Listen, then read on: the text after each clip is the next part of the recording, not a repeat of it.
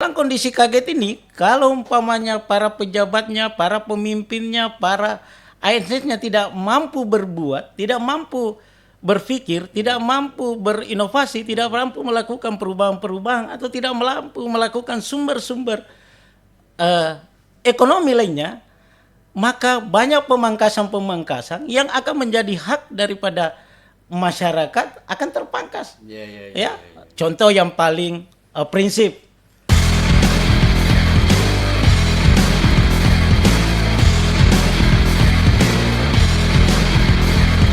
Assalamualaikum warahmatullahi wabarakatuh. Selamat malam, ketemu lagi dengan Om WP di podcast Om WP.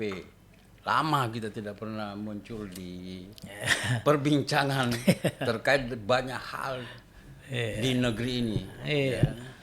Kemudian beberapa malam yang lalu saya dihubungi oleh narasumber saya ini paling aktif di podcast ini, Bung Herlan. Iya. Eksistensi aja sih. Orang mengenalnya di Kita Timur itu satu-satunya orang Kalimantan yang punya pulau itu, Pulau Perancis. Ada bisa dipakai bergaya. Tapi bukan hanya itu, karena di hulu juga Bung Heran sedang membangun sebuah komunitas yang kemudian di daerah itu Bung Heran menyebutnya sebagai Long City. Iya. Kawasan ya? panjang ya. Di Busang ya? Iya. Ya emang Kita orientasi sekarang di sana lah. wih, luar biasa memang. Iya. Nah, masalahnya Bung Herlang ini apa ya?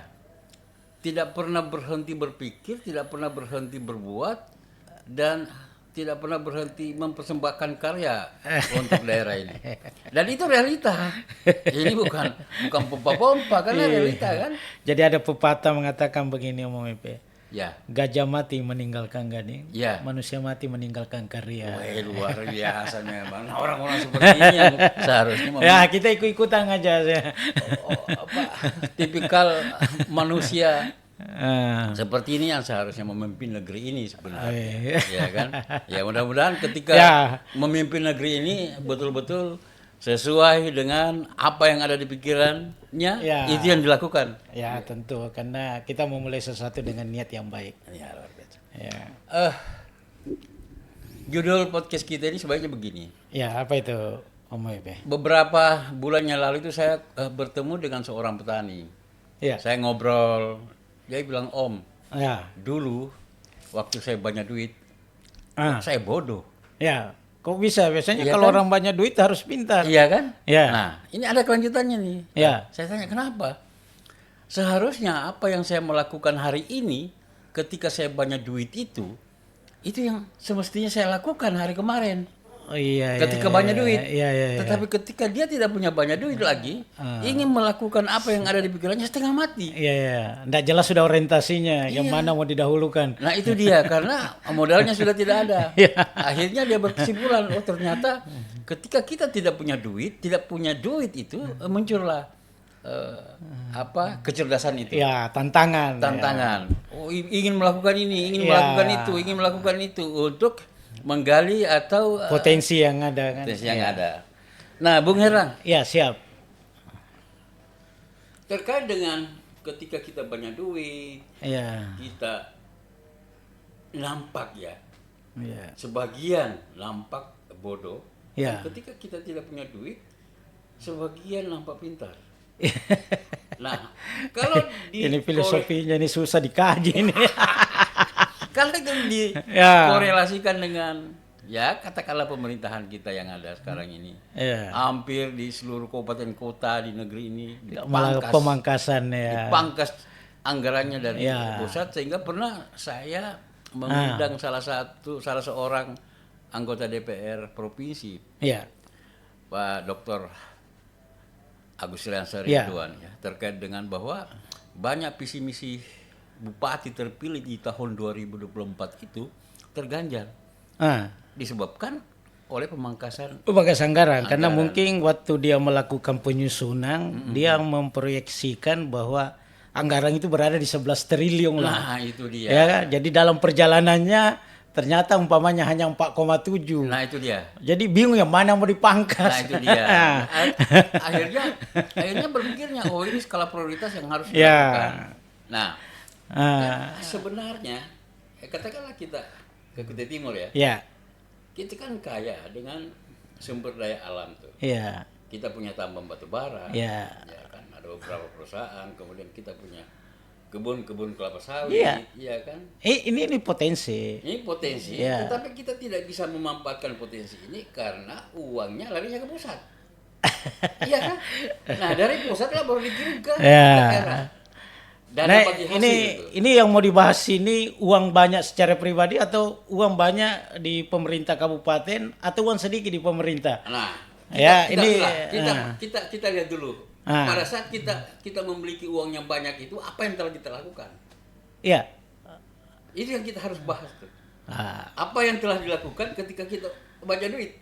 Sebenarnya kalau banyak duit ya banyak lah yang bisa diperbuat. Ya. Yang justru menjadi pemikiran, Mm-mm. ya, yang menjadi realita dan fakta sekarang ini ternyata anggaran pemerintah Kabupaten Kutai Timur itu ya meluncur, bukan lagi meluncur, terjun bebas. Lebih bebas ya. Ya, menurut informasi berada di 4,7 Iya, namanya Tidak 4,7 triliun lah gitu.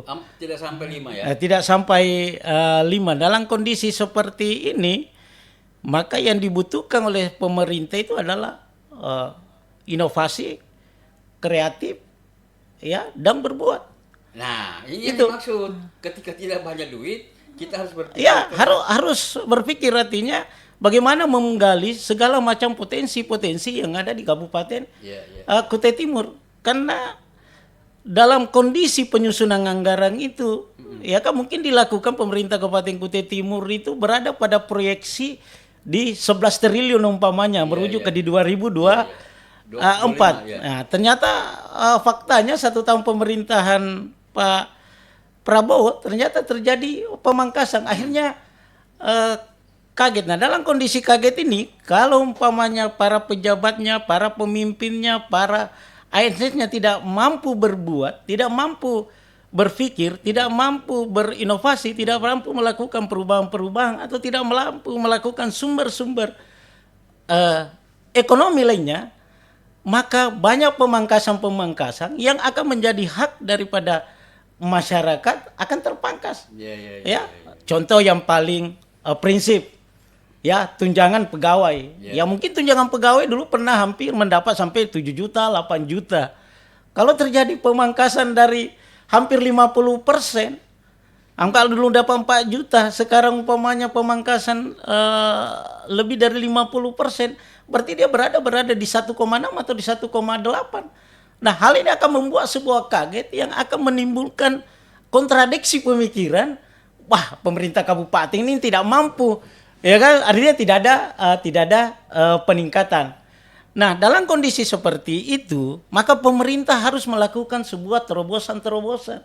Nah, terobosan-terobosan yang harus dilakukan seperti di Kutai Timur ini sangat banyak. Dan kalau kita mau jujur, PAD Kutai Timur itu sangat miskin sekali. Ya kan? Nah, ini yang tidak pernah terpikirkan oleh pemerintah kabupaten. Padahal banyak yang bisa dilakukan, Pak. Kita mau lihat CSR, tidak pernah terkoordinir dengan baik. Pada CSR ini adalah perintah undang-undang yang harus mempunyai kontribusi terhadap pembangunan di sekitarnya karena akibat sebuah kegiatan yang menyebabkan masyarakat terdampak. Tapi kan tidak terkoordinir. Nah, berapa banyak umpamanya HGU, hak guna usaha, ya, berapa banyak pertambangan, berapa banyak PKP2B, berapa banyak IUP pertambangan, ada nggak yang terkoordinir pembangunannya, ya kan? Belum lagi berpikir bagaimana memanfaatkan Perusda supaya bisa mencari sumber-sumber pendapatan lainnya, ya. Belum lagi kita berpikir bagaimana aset-aset yang banyak sekarang ini yang tidak teramankan. Anggaplah umpamanya Perusda kemarin pernah membeli hampir 100 miliar, ya, PLTGB. Ya, aset-asetnya ini kan tidak diamankan. Bagaimana dengan batching plan-nya, AMP-nya? Aset-aset ini tidak diamankan. Bagaimana dengan Bank IP sekitar 72 miliar. Ya kan, bagaimana dengan jaminannya? ya yang ada di Pertamina, yang bagaimana dengan jaminannya berupa perkebunan yang ada di Lampung. Kan ini semuanya kan harus diamankan dan harus bersinergi. Sehebat-hebatnya pemerintah kabupaten, Pak, kalau mau dikerja sendiri tidak melibatkan masyarakat, ya dia akan habis waktunya berpikir. Jadi harus ada keterlibatan masyarakat. Harus, Ya. ya kan. Jadi pemerintah ya kalau kita mau jujur ya, Pak Bupati harus terbuka, ya kan. Kalau umpamanya anggaran segini baru tidak ada sebuah inovasi, tidak ada sebuah perubahan, dia akan dirongrong, Pak. Ya, itulah yang saya bilang tadi. Seharusnya apa yang kita mau lakukan hari ini itu dilakukan kemarin ketika kita mendapatkan limpahan Ya, anggaran kan. dari pusat. Ya. Ya kan? Nah, ketika kita tidak mendapatkan limpahan anggaran dari pusat itu timbul kebingungan. Contoh misalnya, Ya. pegawai negeri yang Bung Herlan katakan tadi kan pada bingung tuh. Oh, bingung lah. Semakin bingung dia karena hampir rata-rata SK dia Ya, digadaikan. sudah disekolahkan. Sekolahkan. Ya kan, jadi ini juga nanti yang akan menghambat kinerja kinerja aparat pegawai. Makanya leadership itu sangat diperlukan sekali. Jadi pemerintah yang baik itu adalah pemerintah yang mampu menciptakan ekonomi baru untuk mensejahterakan masyarakatnya. Itu kan sudah pernah dilakukan itu. Sebenarnya begini kalau saya melihatnya. Contoh misalnya dana bantuan ke RT 250 juta. Ya. Ya kan? Itu kan dananya kan tidak masuk langsung ke RT. Tapi Ya, ada program dikelola oleh desa. Ya kan? Ya. RT buat program. Ya. Nah, ada satu yang menarik tuh. Apa itu? Tadi sore saya sempat ngobrol sama salah seorang teman, saya bilang, ini kan bulan puasa nih. Kemarin ada program di setiap RT itu buat kursus UMKM. Ya. Iya kan, diberi pelatihan UMKM. Ya. Nah, pertanyaan saya, apakah UMKM di setiap RT itu terkoordinasi atau terkoordinir dengan baik sehingga nampak hasilnya? Misalnya, adakah misalnya hasil dari 10 juta per RT itu bisa membebaskan mereka di bulan puasa Ramadan? Makanya YP itu sebenarnya kalau ingin membuat program itu harus dikaji, ya. Karena sehebat-hebatnya RT itu kan bukan tupoksinya untuk menghidupkan UMKM. Ya, di sini kan ada dinas koperasi, ada disperindak. Ya harus melakukan sinergi. Itu. Nah, mengenai anggaran-anggaran yang di RT ya mungkin tidak lepas dari sebuah komitmen politik, karena walaupun bagaimana ya RT juga harus mendapat perhatian karena dia adalah ujung tombak pertama yang berkesinambungan, yang berhubungan langsung dengan masyarakat. Hanya memang harus ada kajiannya bahwa anggaran itu sebenarnya yang paling top itu harus bagaimanakan, karena RT itu adalah jabatan mungkin yang sangat berat, Pak. Bayangkan ya, ada pencuri RT yang dicari. Ya kan, ada orang berkelahi, RT yang dicari. Suami istri berkelahi, RT yang dicari. Ada orang selingkuh, RT. Jadi begitu besar peranannya. Nah, hanya kalau umpamanya mau diberi tupoksi bahwa untuk membangun UMKM itu perlu ada sebuah kajian. Karena kalau anggaran 50 juta Pak mau diperlukan untuk itu bagaimana membangunnya. Jadi agak berat ya, mungkin yang lebih cocok ya operasionalnya lah, operasionalnya RT ukurannya seperti itu. Sebenarnya begini, bisa dilakukan itu kan, semuanya kan harus dimulai dari yang kecil dulu.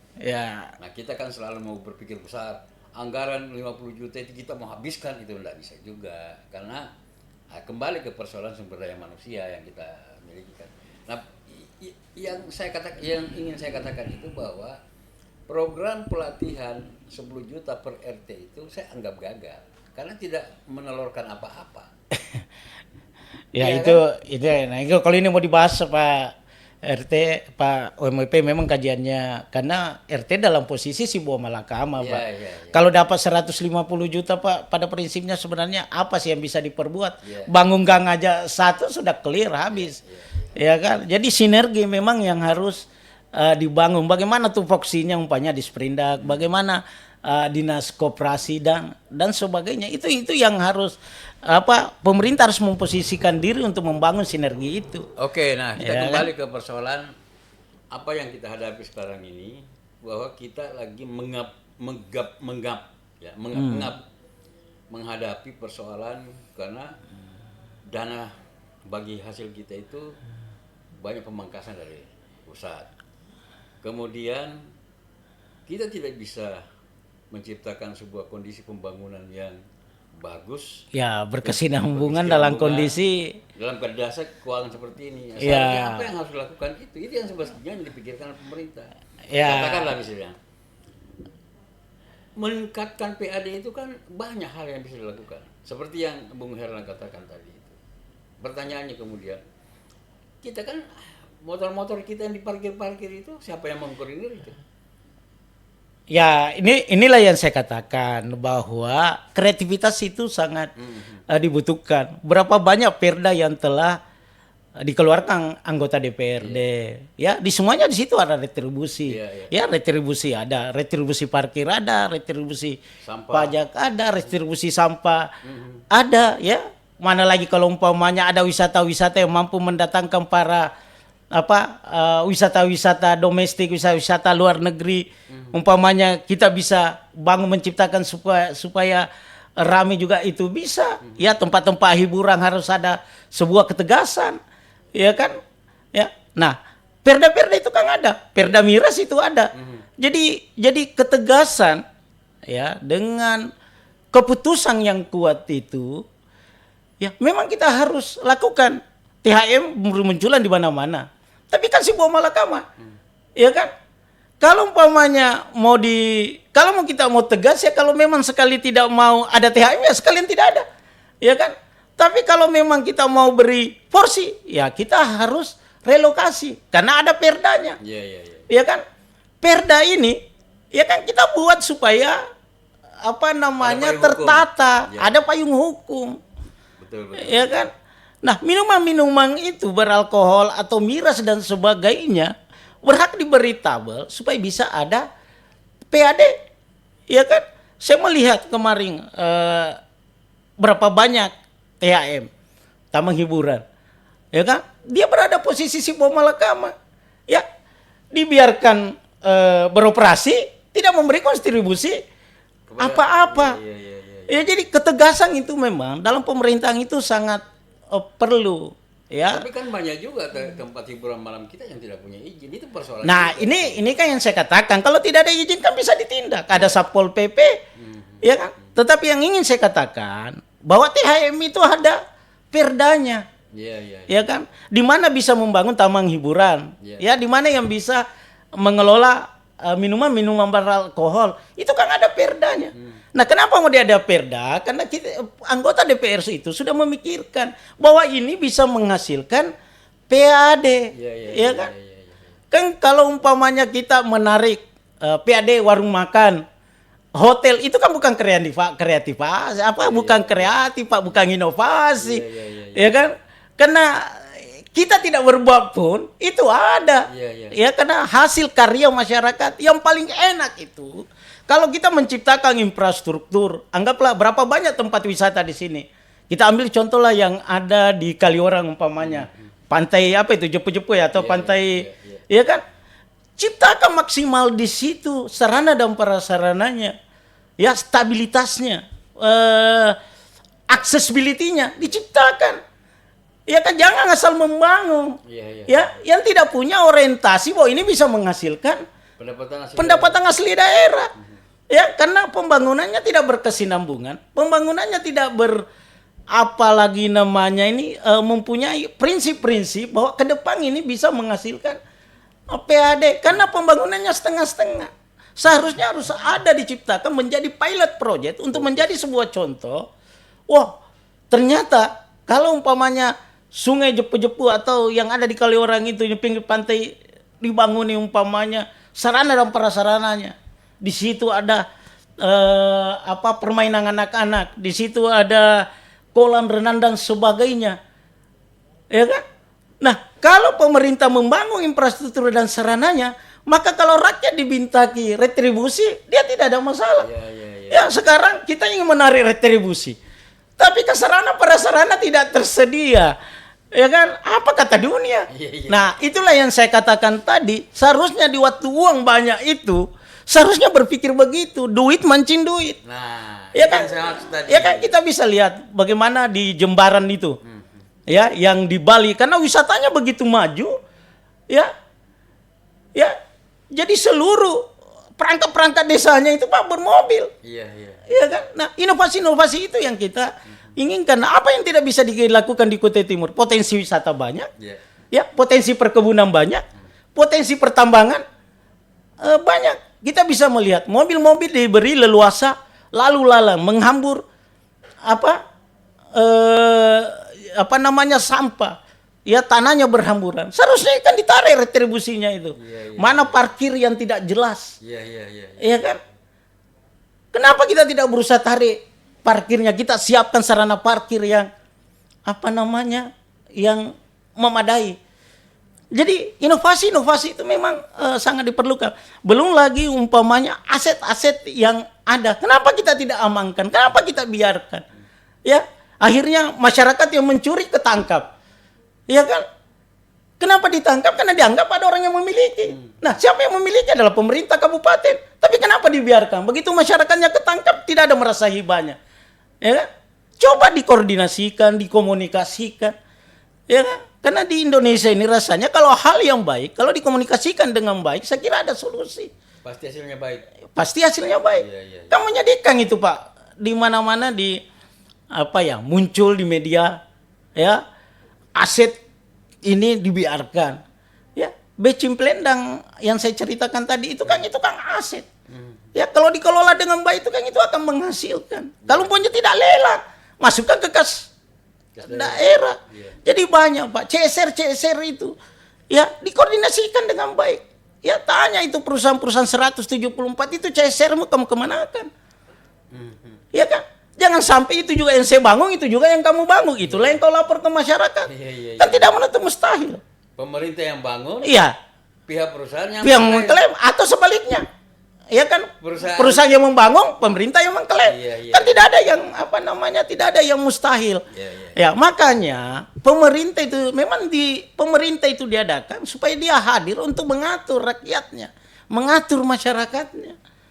Jangan diatur di saat dia meminta rekomendasi. Iya kan?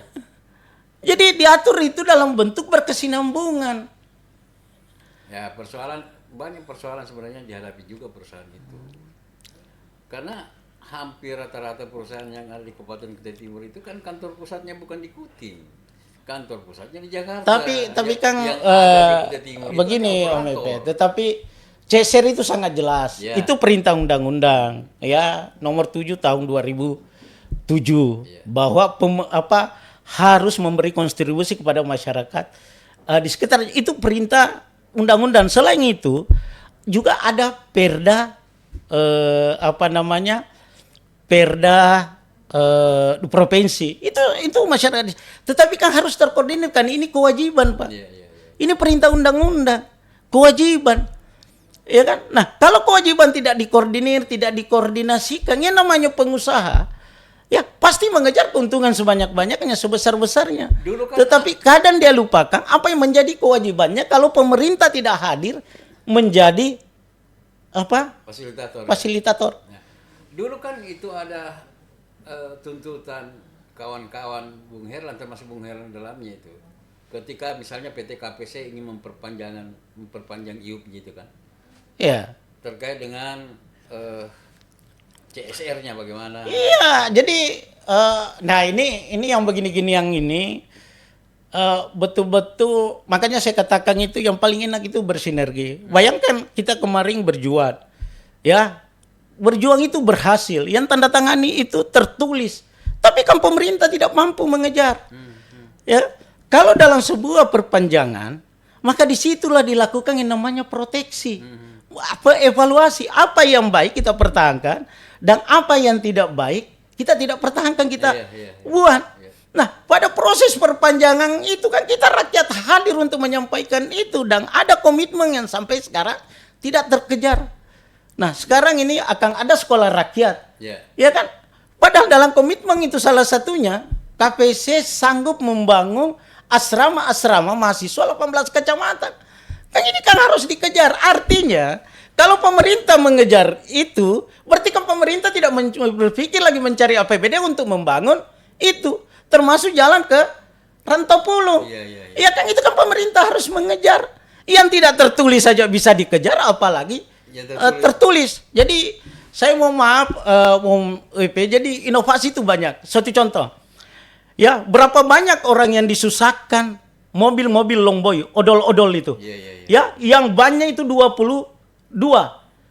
Ya, padahal undang-undang menyatakan itu Pak maksimal 10 ton. Nah, yang lewat 80 ton dibiarkan begitu terus-menerus. Apa yang berdampak kepada masyarakat? Jalanan rusak.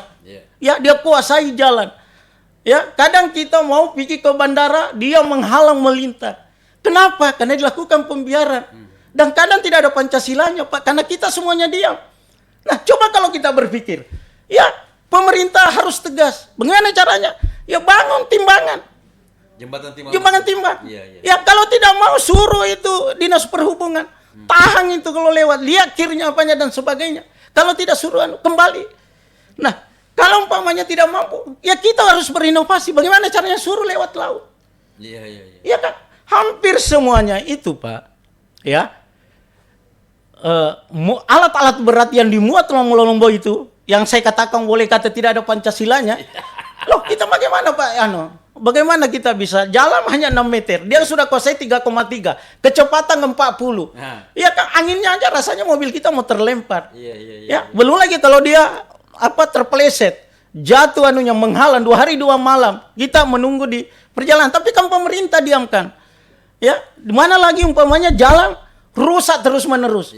Ya kan, ada kesan disengajakan supaya anggaran itu keluar. Tapi kan tidak boleh begitu Pak, karena di situ ada nyawa manusia. Ya, kepentingan pengusaha juga kita akan lindungi, tapi di atas segala-galanya itu adalah kepentingan masyarakat. Kita boleh lihatlah jalan yang di atas Pak OMP terminal itu kan 3 bulan rusak terus. Tapi kalau begitu kita sampaikan, apa tugasnya di sub? Iya kan? Apa tugasnya instansi-instansi terkait itu? Kenapa tidak ditindak itu? Berapa banyak manusia tersenggol? Ya kan? Nah, dalam kondisi seperti itu, karena ini perintah undang-undang, makanya harus ada ketegasan. Nah, dalam posisi menegakkan sebuah ketegasan dan undang-undang itu, maka di situ ada PAD. Caranya bagaimana? Bikin timbangan. Yang kedua, kita bikin pelabuhan menjadi terminal pendaratan. Iya kan? Maka tidak menutup kemungkinan bisa kita membentuk namanya Badan Pengelola Pelabuhan. Apa yang terjadi? Maka akan tercipta namanya lapangan kerja. Ya kan, akan tercipta di situ PAD, akan tercipta di situ retribusi, akan tercipta di situ mempermurah niaga. Tapi ini Pak, mobil longboy 3 yang dimuat kita diamkan. Ya kan? Pada perintah undang-undang itu nyata Pak, Undang-Undang 22 tahun 2009 itu nyata bahwa yang berhak jalan di jalan jalan nasional provinsi dan kabupaten itu hanya maksimal 10 ton. Itu mereka tahu. Nah, kalau diizinkan kan tanda tanya, siapa yang mendapat keuntungan di situ? Ya kan? Tapi coba kalau pemerintah tegas, tidak lewat laut. Ya kan? Di mana ada perusahaan di sini yang tidak punya pendaratan? Ya kan? KPC ada pendaratannya. Kopeksindo ada pendaratannya. Ya, PT King ada pendaratannya. Kalaupun tidak mau, ya kan? Ada pelabuhan-pelabuhan swasta, ada pelabuhan di Putih, kan tinggal bekerja sama. Ada pelabuhan Damangka, ya kan tinggal dikerjasamakan.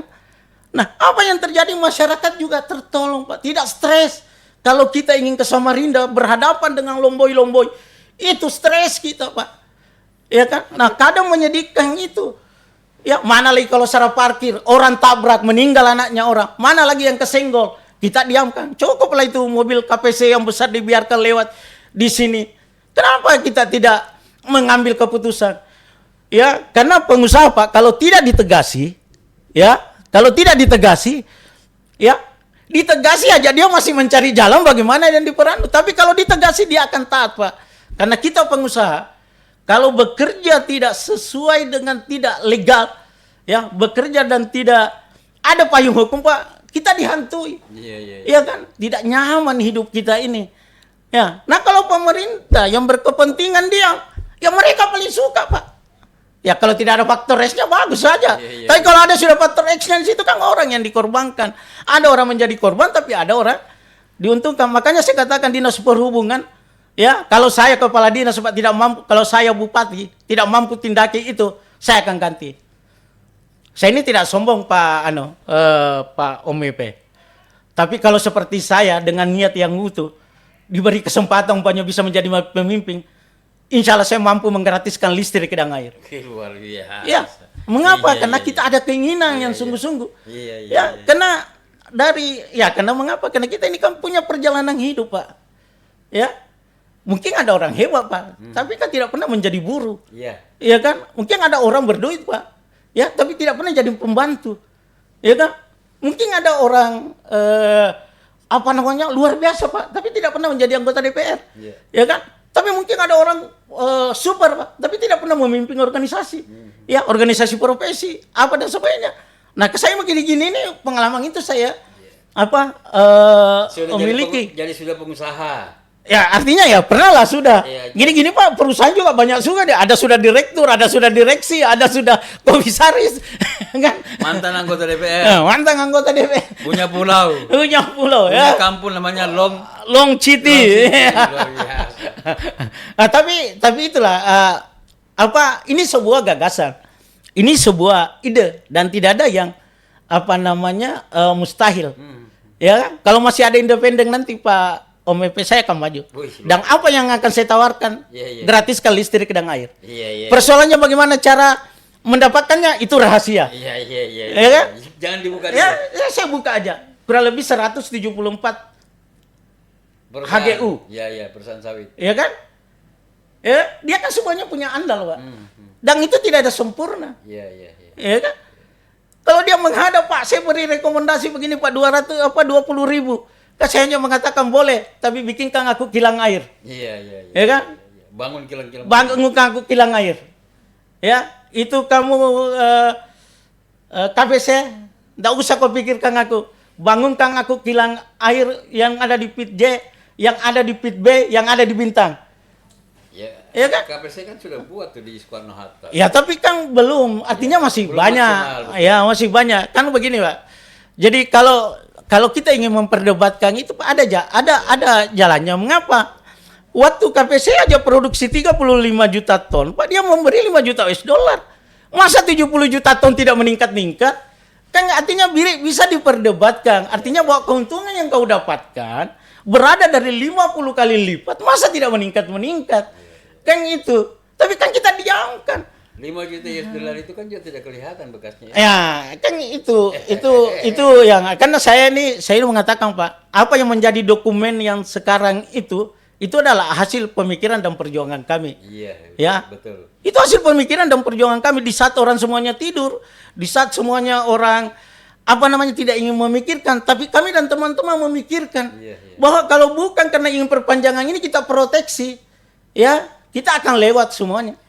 Masalahnya kalau dia tidak bisa bermimpi, Bung Herlan. Apa? Ketika dia bermimpi juga dia itu tidak bisa melakukan apa-apa. Ini muncul sudah ikonku ini. Syukur Pak OMWP undang saya. Ya kan? Ketika para pejuang-pejuang ini berteriak, dianggapnya wah itu kan ingin mendapatkan panggung aja. Oh tidak Pak. Jadi kita tidak boleh mendramatiskan orang, lain lubuk, lain ikannya, lain orang, lain karyanya. Ya kan? Kalau bahwa orang jahat di sana kita harus mengatakan jahat tidak boleh, Pak. Ya. Itu gibah. Iya, tidak boleh. Ya. Ya kalau aku ini ya memang beginilah. Tapi kalau ada yang ingin mengajak aku berdebat bagaimana menggratiskan listrik, menggratiskan air, siapkan forum. Saya mampu mempresentasikan itu. Iya. Ya kan? Kalau saya percaya Bung Herlan. Ya, nah. Karena nyata, real. Tidak, ini yang saya katakan tadi. Tidak gampang itu satu orang bisa menggerakkan sebuah ikon yang namanya Pulau Prancis itu. Berat, Pak. Itu Pak sudah terkenal di dunia Pak, sudah ada orang SMS aku bilang betul kan ini ada Pulau Prancis ini. Itu kan realita gitu. Kita kan bicara realita kan. Kalau orang kan hanya gagasan, tapi tidak ada bukti. Dia hanya di awang-awang, ya kan. Nah, kemudian ke hulu bangun lagi yang namanya kampung yang namanya Long City. Ini luar biasa dan gagasan itu saya lihat saya baca. Wah ini jadi terus di barang ini. Ya kan? Karena kenapa bisa begitu? Ya kan pengalaman. Ya. Ketika orang tidur tadi, Bung Heran dan teman-teman berpikir bagaimana supaya ada kontribusi Ya. perusahaan-perusahaan yang ada di Kutai Timur.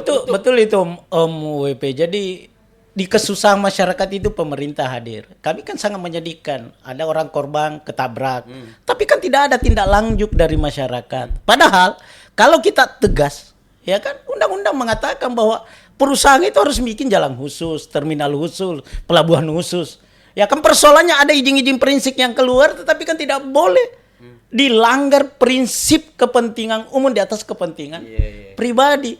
Ya kan coba kalau pemerintah tegas bangun jalan alternatif yang ada yang pernah direncanakan oleh Pak Wampar di atasnya terminal tembus ke sana. Apa yang terjadi? Oh yang di Kilo 5 itu. Iya kan? Apa yang terjadi? Ya, tanah masyarakat akan meningkat, lapangan kerja akan meningkat. Ya kan? Kita bisa bayangkan mobil lewat ya tiap tahun bertambah. Ya, tapi jalan tidak bertambah. Persoalan yang dihadapi di situ, Bung Herang, itu Taman Nasional Kutai. Pak, Taman Nasional Kutai, ini kan jalan utama ini kan Taman Nasional Kutai, Pak. Buktinya kan bisa. Ya. Artinya Pak, jalan tol aja, Pak, itu kan juga taman lindung, hutan lindung. Tapi kan buktinya bisa. Ya kan? Kalau pemerintah membicarakan, saya masih ingat bahasa Latinnya yang dia katakan Mahfud MD bahwa hukum itu memang panglima, Pak. Tapi yang menjadi presidennya itu adalah kepentingan masyarakat di atas segala-galanya. Artinya bisa melakukan sebuah diskresi. Nah, kita bisa betapa banyak orang korban di jalur ini, ya. Kendaraan bertambah. Ya, volume tapi kan jalan tidak pernah bertambah-tambah. Berapa banyak orang yang dirugikan? Orang mau pergi sholat terhambat. Orang mau pergi ke sekolah terhambat. Orang mau pergi berdagang terhambat. Ya, karena kita tidak pernah memikirkan itu. Tapi kalau pemerintah tegas, pasti KPC bikin, Pak. Jadi begini, Ya ini kan kan? dilematis ini. Kita bicara masalah TNK dulu. Dilematisnya begini, kemarin itu beberapa bulan yang lalu itu kan Bupati disoroti itu karena ada bangunan pemerintah di atas Taman Nasional Kutai. Iya, karena dia tidak diskusikan, Pak. Karena dalam undang-undang itu, ya TNK itu fleksibel sekali, Pak. Apalagi Taman Nasional. Tahu nggak namanya taman, Pak? Taman itu harus ditata. Jadi kalau dikomunikasikan, maka TNK akan mengeluarkan yang namanya PKS. Perjanjian kerjasama. Kan itu. Kan banyak perjanjian kerjasama yang diciptakan TNK. Ya, termasuk Pulau Prancis. Termasuk Pulau Prancis kan ada PKS-nya. Betul. Yang ada di ada PKS-nya. Artinya kan bisa dibanguni. Iya kan? Jadi yang begini kan harus ditindaklanjuti, Pak. Ya, yang tidak boleh itu kalau umpamanya kita tidak menghargai instansi lain. Ini kan sama-sama instansi negara, Pak. Kebun kelapa sawit rakyat. Ya kan di kebun Taman rakyat. Nasional Kutai kan tidak ada. Ya kan seandainya kejam itu Tidak ada TNK, Pak. PKS-nya. Tidak ada PKS-nya, Pak. Seandainya kejam itu TNK, Pak, disurati itu semuanya disurati semuanya itu pabrik-pabrik bahwa tidak boleh diambil hasil buah dari TNK, Pak, tidak akan berani itu pabrik. Tapi kan pemimpin-pemimpin kita itu kan manusiawi juga, Pak. Ya kan ada juga hatinya, ada juga perasaannya. Ya kan, jadi kalau dikomunikasikan dengan baik akan tercipta juga. Betul. Itu. Semua Iya kan? itu kembali ke persoalan komunikasi. Komunikasi yang baik, ya kan? Kedua, persoalan sinergi. Ya.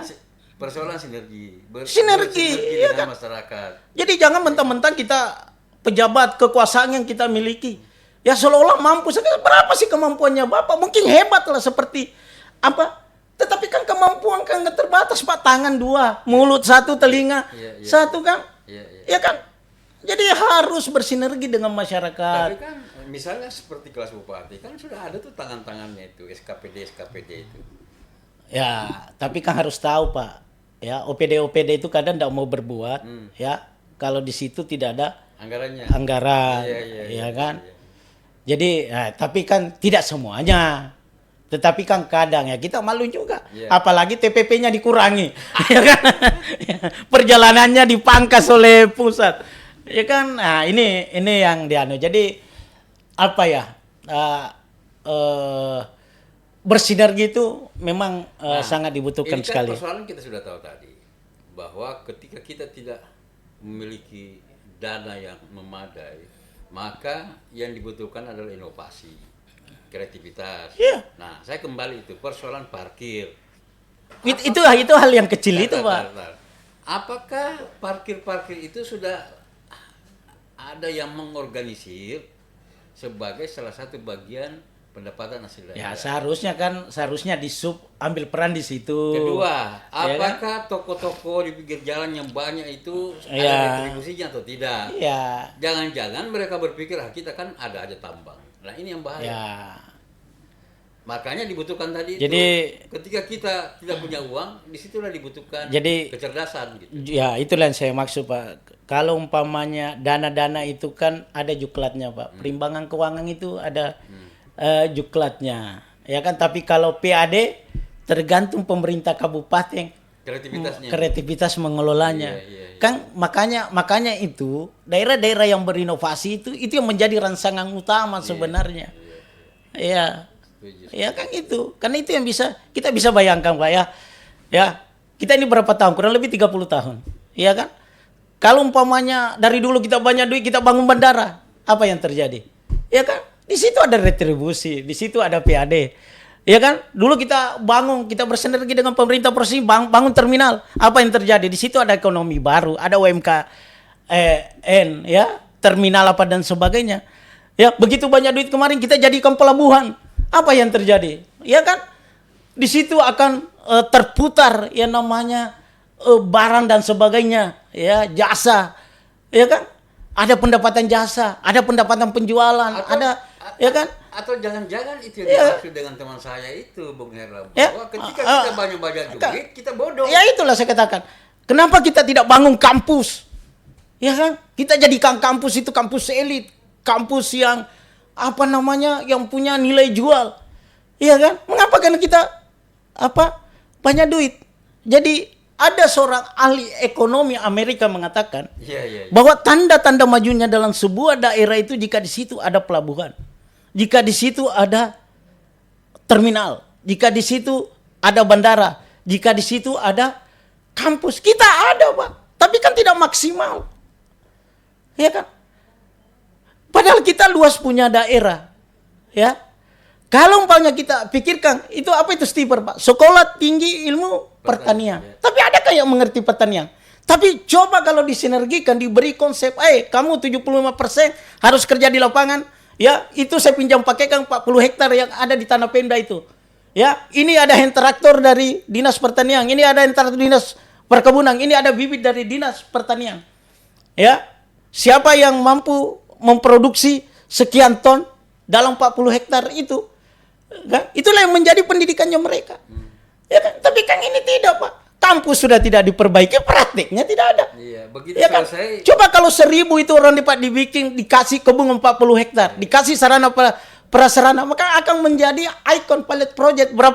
Berapa jagung yang bisa kita produksi, berapa padi yang bisa kita produksi. Itulah yang menjadi nilainya. Ya kan? Ini kita dirikan kampus, tetapi orientasinya mahasiswa. Jadi TK2D kan mindset beda. Ya kan, sementara pemerintah hadir di situ membiayai. Seharusnya mereka itu kembali ke lapangan. Kembali ke lapangan menjadi petani karena itu nawacitanya. Iya. Ya kan? Saya ini kan pernah di Komisi Dewa. Saya tantang itu jangankan 4 miliar yang Bapak minta. Saya masih ingat itu dulu. Profesornya, rektornya, profesor. Ya, 40 miliar kami beri, tapi ubah mindset mahasiswa. ya sesuai dengan nawacita daripada Stiper. Iya, iya, iya. Ya, menciptakan petani-petani yang berdasi. Saya masih ingat itu, Pak. Iya kan? Ini Pak, biar tanah timun juga tidak ada. Padahal di sekitar anunya kosong dan itu tanah pemerintah. Iya, iya. Coba kau dipikirkan. Ya bersinergi dengan perkebunan, bersinergi dengan pertanian. Pertanian, ada nggak bibit tidak kau Itu ada pinjam pakai kepada Pak Bupati. Ya, itu ada 40 hektar. Kan kita kurang lebih 540 hektar itu Pak, lahan yang telah dibebaskan. Enggak, iya kan? Nah, ini ada yang traktor. Silakan kalian garap, tanami jagung, tanami tomat, tanami biji-bijian. Ya, ubi kayu, ubi jalar, terong dan sebagainya. Apa tidak menjadi proyek 40 hektar? Ya, 1.000 mereka. Ya kan? Ini yang namanya mindset dedikasi. Ya kan? Ini ada kelautan, tapi perginya di Samarinda praktek. Kenapa enggak praktek di Pulau Perancis? Kembangkan itu. Iya kan? Kan ini namanya mindset, Pak. Tidak bersinergi dari tujuan daripada nawacita didirikannya Stiper. Nah, ini yang saya katakan Pak Om BP. Saya mampu bicara begini itu tadi karena saya pernah di DPR. Iya.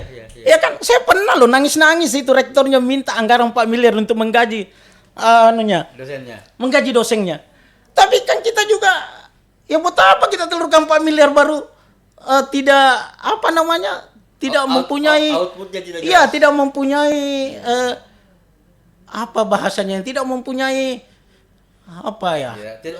orientasinya tidak jelas. Iya, tidak mempunyai kelas. Iya. Ya kan? Yang diterima ternyata tenaga TK2D.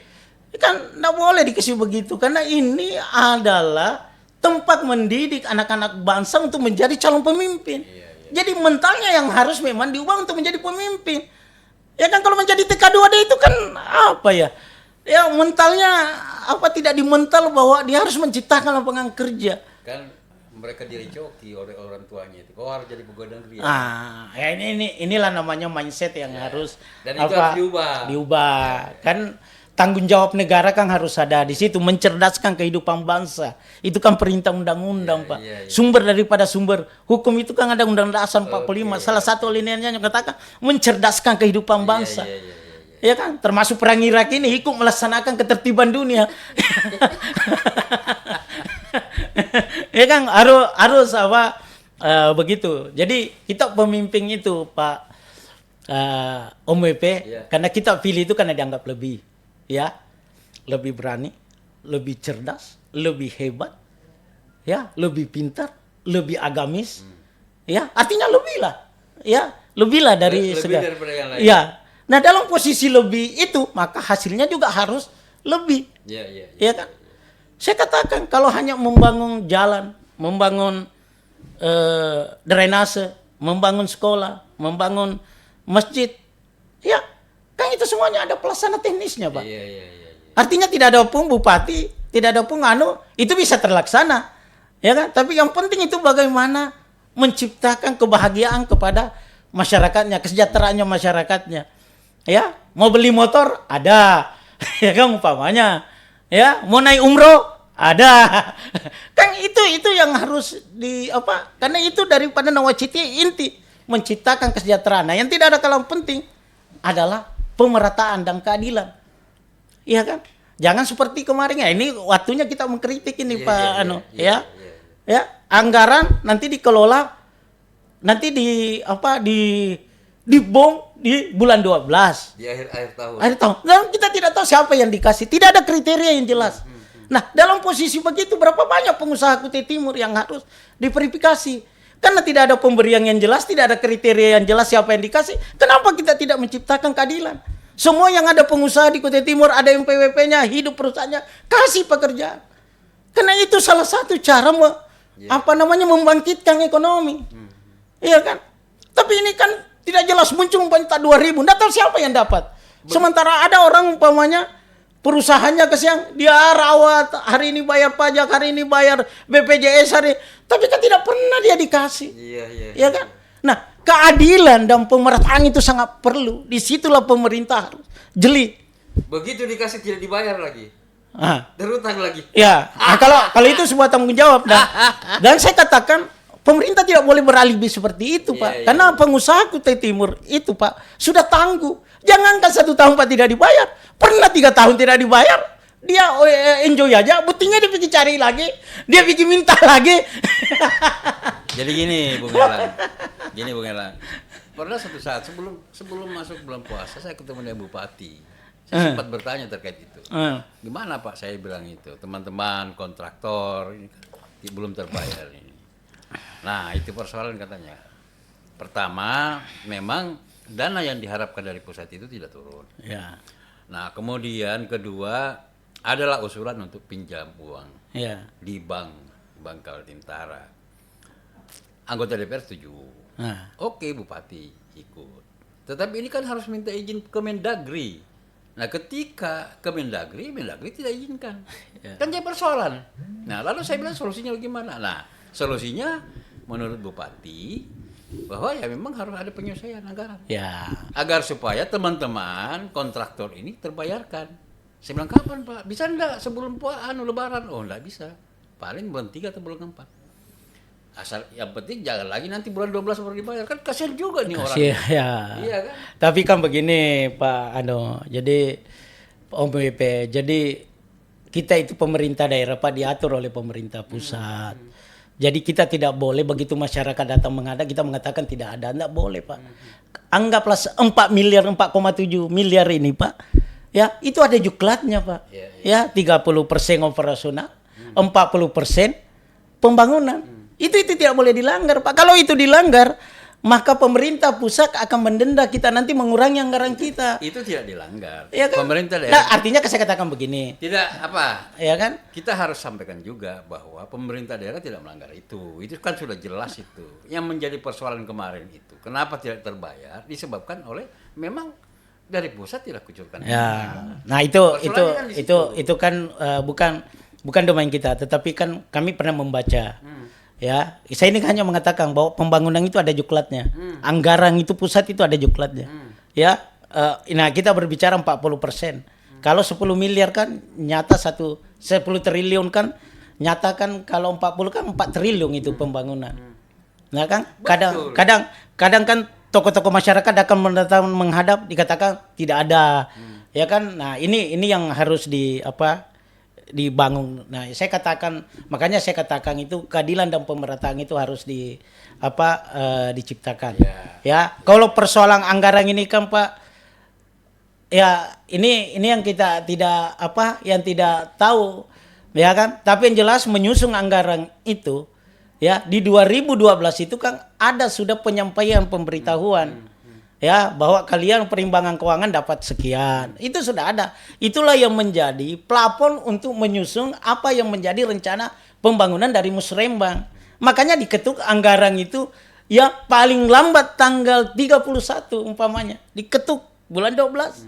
Ya kan? Perencanaan. Ya, itu artinya kalau kita ingin melaksanakan pembangunan ya di bulan sebenarnya sudah bisa, di bulan 4, bulan 6 itu sudah bisa. Apa yang Bung Herlan katakan itu, kalau dalam kondisi negara kita dalam keadaan baik-baik saja, Bung. Kan saya sudah katakan tadi, kenapa tidak terbayarkan? Karena dana yang diharapkan dikucurkan dari pusat ke daerah tidak dikucurkan. Dan itu bukan hanya Kutim loh.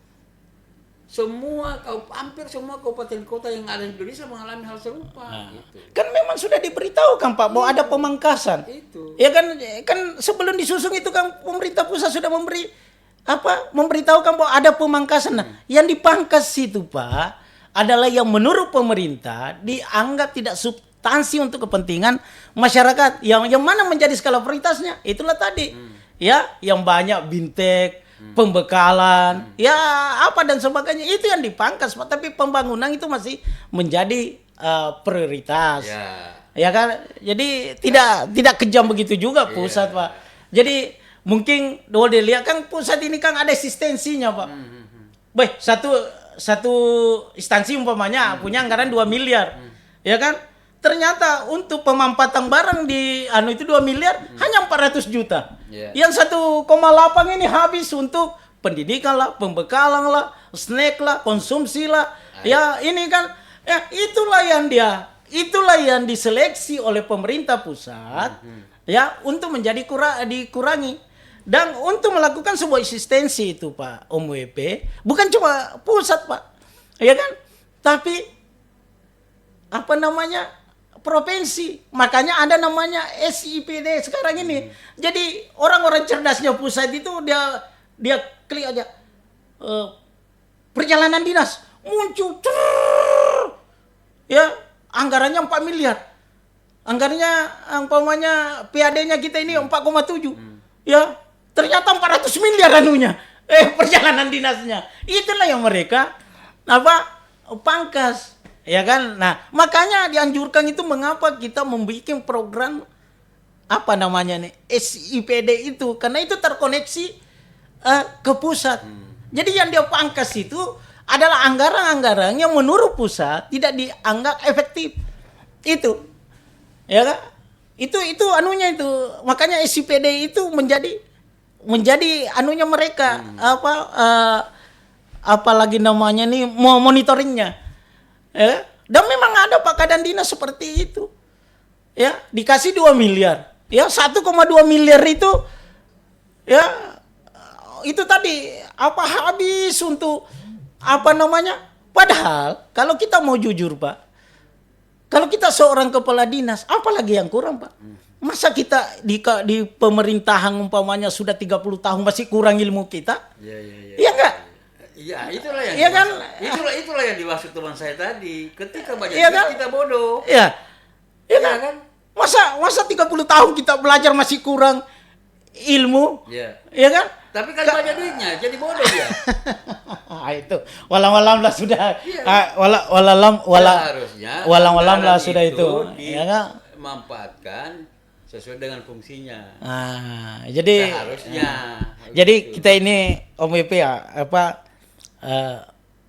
memberikan masukan yang apa namanya yang membangun bahwa pemimpin umat radang umat itu ya memang harus bersinergi ya jadi anggaplah pemerintah kita ini orang sempurna dia milikilah sudah semuanya ya kan tetapi tidak ada yang hakiki ya bahwa manusia itu masih ada kehilapan di situ ya kan jadi kita harus saling mengingatkan yang tidak boleh itu kalau kita melakukan apa namanya fitnah ya kita melakukan penjelekan kita membuat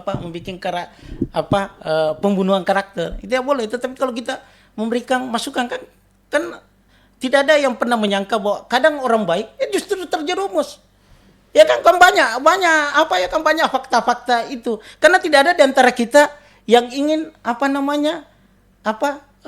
mengingatkan ya kan sebelum kita mengakhiri curhatan Bung Herlan ini terkait dengan anggaran ya kan kira-kira saran apa yang Bung Herlan bisa sampaikan ke pemerintah daerah terkait dengan kondisi keuangan yang kita alami sekarang ya itu tadi ya bersinergi ya kreatif ya inovasi ya kan ya kalau perlu adakan seminar-seminar ya menghimpun pendapat masyarakat kan tidak menutup kemungkinan ya saya ini pemerintah ingin membuat umpamanya sawit pemerintah ya kan ada tanah saya 100 hektar Pak saya hibahkan kan tidak ada menutup kemungkinan seperti itu saya ingin membangun CPO ya kan ya tapi kami tidak punya lahan tidak ada menutup kemungkinan ada masyarakat kan banyak Pak sekarang ini hak masyarakat itu Pak yang 20% plasma itu kan tidak jelas itu Pak ya kan itu kan perintah undang-undang kalau pemerintah umpamanya ada jalan membangun ketegasan oke lah yang 20 plasma itu ya kami yang bangunkan CPO semuanya kami yang beli melalui koperasi nah itu ya kan ini kan masukan Bung Herlan untuk pemerintah agar ya kan? Plasma misalnya contoh iya kan ini kan contoh kecil yang plasma 20% itu kalau misalnya perusahaan tidak bisa mengakomodir barang mereka hasil mereka nanti pemerintah yang turun tangan ya harus turun tangan ya kan ya beli masyarakat supaya tidak jatuh ya kan karena kalau kita pemerintah itu hadir Pak harganya bisa bisa distabilkan. Ya kan? Karena kita punya jaringan. Ya, di pusat ada jaringan. Ya, di luar negeri ada jaringan. Selain Ya kan? bisa menstabilkan harga, pemerintah juga mendapatkan hasil untuk PAD-nya di situ. PAD-nya. Iya. Kan tidak ada yang mustahil. Bagaimana program sawah. Seharusnya itulah fungsi Perusda. Ya. Nah, kita ini kan Perusda. Ya kan? Kayak alergi. Padahal Perusda itu Pak perintah undang-undang juga. Betul. Itu bagian daripada untuk menghasilkan PAD. Teman-teman juga yang berminat ke Perusda itu harus juga legowo. Artinya begini, ketika Anda diberikan amanah untuk menjalankan Perusda itu, jangan juga korupsi. Jadi kamu begini Om WP. Jadi Perusda itu perusahaan, Pak. Perusahaan itu punya prinsip, ya, menghasilkan sebesar-besarnya, ya kan? Hanya kadang yang kita pengambil keputusan tidak memposisikan apa menjadi tujuan perusahaan, tujuan kepentingan kita. Wah, ini orang saya, ini orang partai saya, ini penghormatan dikasih di situ. Belum ada hasilnya perusahaan, ya gajinya sudah selangit. Padahal kan tidak begitu namanya perusahaan. Perusahaan itu bagaimana menghasilkan sebesar-besarnya, ya mengeluarkan kecilnya. Ini prinsip daripada perusahaan. Tetapi kan karena dia Perusda, maka dia akan mendapat sebuah kebijakan luar biasa. Contoh, idealnya kan begitu. Ya Tapi kan? kan nyatanya Perusda kemarin orang-orang di situ Maka banyak yang ditangkap. Makanya kasihlah orang-orang yang mempunyai memang orientasi pengusaha. Iya. Ya kan, pengusaha itu Pak menciptakan sesuatu yang bernilai. Ya kan? Iya. Betul. Loh, saya Pak, ya ini kalau mau ada perdebatkan, ya, sebelum ada orang punya AMP, saya sudah memikirkan bahwa yang akan menghasilkan nanti duit ke depan ini adalah AMP dan Batching Plan. Iya. Nah, itu saya yang beli itu Pak, AMP dan Batching Plan. Artinya pemikiran saya ke depan sudah terpikirkan bahwa ini yang akan menjadi penguasa. Iya, termasuk ponton-ponton itu ya? Ya, termasuk semuanya. Iya. Ya, termasuk PLTGB ini. Ya kan? Tapi kan yang paling yang paling menjadi contoh autentik kan kita melihat berapa banyak orang yang mempunyai Batching Plan, ya kaya lah, sugi lah. Ya kan? Tapi kan sebelum 10 tahun, 20 tahun yang lalu itu kami udah pikirkan, Pak. Ya kan? Hanya waktu itu, ya, karena Pak Bupati, Pak Isra menunjuk orang yang mungkin saya menganggap, ya, jasa. Tapi kan tidak boleh begitu. Coba saya ditunjuk ya. Bisa jadi. Kan, itu Pak nyata itu kami yang bayar itu. Iya. Ya, kami yang bayar itu. Apa tujuan kami? Supaya Perusda itu, ya, punya penghasilan yang jelas yang tidak dikejar orang. Ya, kami udah memikirkan dulu waktu itu dengan KPC rekanan karena kami punya alat. Ya kan? Hanya satu ini kritikan juga terhadap teman-temannya Bung Herlan, membeli tapi tidak mendampingi sehingga betul-betul tuntas pekerjaan. Enggak, kami tuntas, Pak. Jadi waktu kami memberi gagasan, ya, kami udah menggaransi waktu itu Pak Isra, Pak, saya mampu menghasilkan PAD dari sini. Artinya pemikiran kami itu visioner kami itu saya sudah yakin bahwa ini nanti yang akan yang akan menghasilkan. Tapi nyatanya kan justru tidak jalan. Ya, kayak itulah tadi. Ya, iya karena kan? pengelolaannya. Nah, ya. itu dia seharusnya teman-temannya Bung Herlan itu sebagai pengelola di situ. Kalau waktu itu ya kemungkinan lah, tapi kan kita tidak boleh sesali. Tapi kan Om WP bertanya. Iya. Ya, nah Om WP bertanya dan termasuk PLTGB itu kami yang mengawal sehingga terjadi pembayaran. Dan waktu itu seandainya waktu itu gratis mungkin kita listrik. Oke, Bung Herlan. Ya. Ini luar biasa ini podcast pertama kita di bulan Ramadan. Ya. Mudah-mudahan nanti kita lanjutkan lagi Ya. dengan pembicaraan. Sebenarnya pembicaraan begini ya santai aja. santai, Ya. ya kan. Memang agak memekakkan telinga, Ya. kadang seakan-akan menyerang. Enggak. Padahal sebenarnya tidak menyerang, ya kan. Enggak ada. Karena kita kan dilarang gibah. Ya, kita ini tidak boleh menyerang, Pak. Jadi bijaknya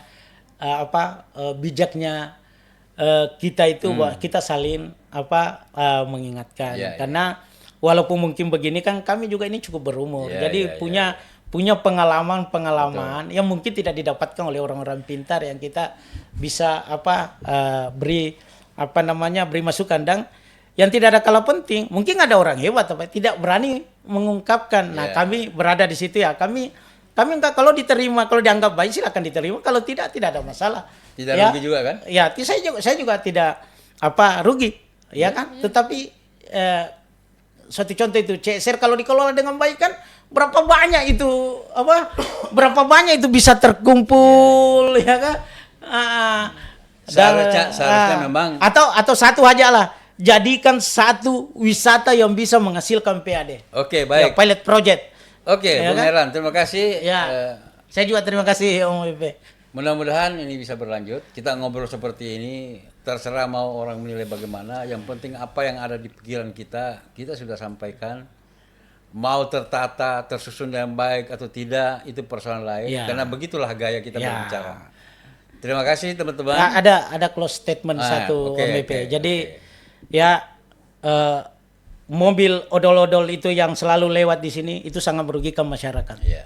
Dan kalau itu dibiarkan, saya yakin ada orang yang diuntungkan karena itu nyata melanggar undang-undang.